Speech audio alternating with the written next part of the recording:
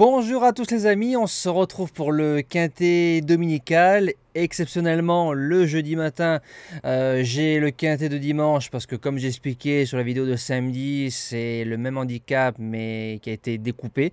Donc là, c'est la première épreuve, donc un quintet bien plus relevé et je trouve un peu plus dur que par rapport à samedi. Donc on est toujours sur 16 partants, 1900 mètres PSF.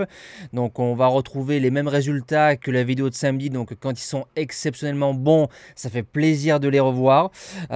Petite anecdote dans ma carrière de pronostiqueur, donc ça m'était arrivé de faire déjà 3 fois 3 grands chelems, 2 fois sur l'hippodrome de Cagnes et 1 fois sur l'hippodrome de Vincennes, mais c'est la première fois que je l'ai fait sur Enghien et c'est la première fois que j'ai fait 7 gagnants et une place de deuxième. Je crois que j'avais fait 3-4 gagnants sur une réunion et le reste que des podiums.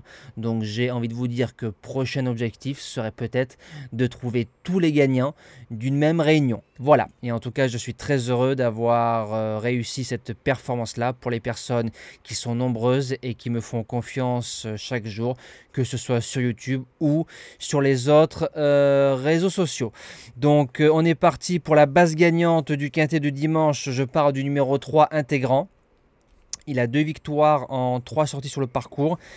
Son échec, c'est 6e dans une listed. Bon, donc on n'est pas loin d'être dans les 5 premiers. Il a couru quintet l'année dernière listed en échec. Le 3 août, il a extrêmement bien couru, parce qu'il a dû sortir tout seul à 3 nez au vent dans le tournant final. Il a fait le tour aux 2 chevaux des Agacans qu'on retrouve dans cette épreuve. Et s'il nous réitère ce genre de performance, je me dis que Intégrant peut gagner son premier quintet dimanche à Deauville. L'opposition, bien évidemment, le numéro 5, Elias.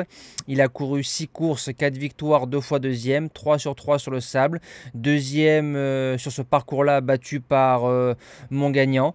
Et c'est un cheval, je pense, sur ce qu'il a prouvé et sur ce qu'il peut faire. Il peut largement jouer sa place dans les 3, voire mieux, de cette épreuve. Premier outsider, le numéro 7, Beta, qui est supplémenté, qui est son compagnon d'entraînement.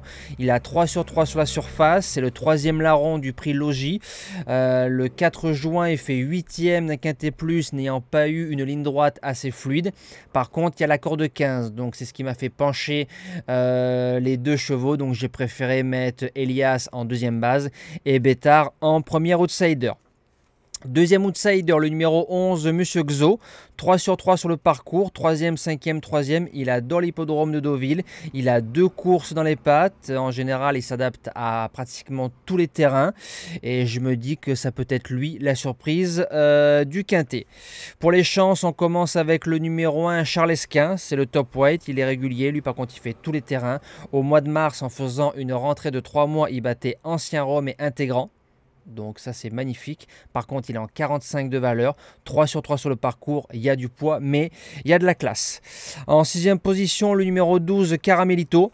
Il va monter d'un cran au niveau de l'opposition par rapport à sa victoire dans un quintet qu'on touche en base gagnante facilement. Première fois sur le sable, mais comme c'est un cheval qui est très bon en bon terrain, si ça colle sur la surface, ça peut glisser. En 7e position, le numéro 2, Parchemin. Il a l'avantage d'être bon de partout, donc ça c'est bien. Il fait entre 1400 et 2000 mètres. Il a 2 sur 3 sur le parcours. Ses lignes sont bonnes, l'entourage est bon, le jockey est bon. Pour les places, c'est un grand oui. Et je termine avec le numéro 13, Indian Pacific. Alors lui, par contre, il a une statistique folle. Il a 8 sur 8 sur le parcours. Donc aucun échec, toujours dans les 5. 4e du quintet de référence. Là, il affronte un lot bien plus gratiné. Mais comme c'est un bon finisseur et que ça risque d'avancer, pour être 4e, 5e, pourquoi pas. Et en cas de non partant qui rentrera en 8e position de la sélection, comme toujours, le numéro 9, Valiabad. La corde est bonne. Il a croisé le fer d'Anonymous fin 2022, qui a réussi plusieurs fois dans les quintés plus. Il chute en 42 de valeur. On lui met les œillères australiennes pour la première fois. Artifice qui peut faire la différence, donc à rajouter dans un champ réduit. Et moi je me répète, il rentrera en 8e position de la sélection. Voilà, moi je vous souhaite un bon dimanche, un bon quintet.